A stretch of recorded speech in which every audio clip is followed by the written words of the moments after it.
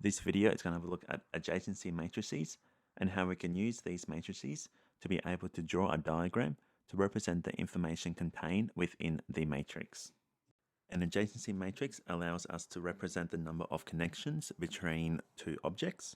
Go and have a look at the video introducing adjacency matrices if you need more information on what they are or how we can create an adjacency matrix.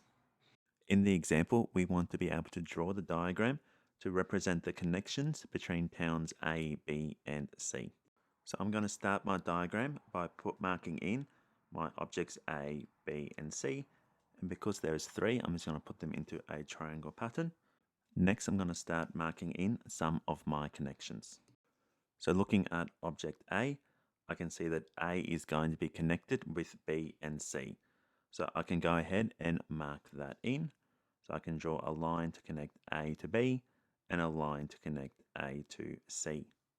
Moving on and having a look at object B, and I can see that B is only connected to object A, which I've already marked in, so I don't need to make any new additions to my diagram.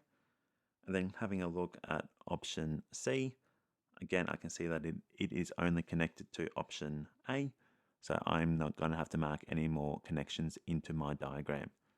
So see, my diagram now represents the adjacency matrix that shows the connections between A, B, and C.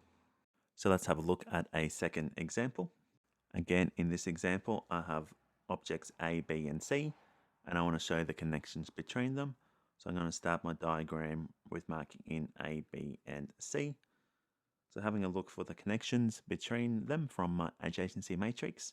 Looking at A, I can see that A has one connection to B and two connections to C. So I'm going to mark that in, my one connection to A, and then my two connections to C.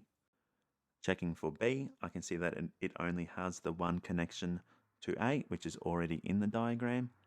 And then checking for C, it only has the two connections to A, which is again already in the diagram. There is going to be no connection between B and C. So that is my completed diagram to show the connections from my adjacency matrix.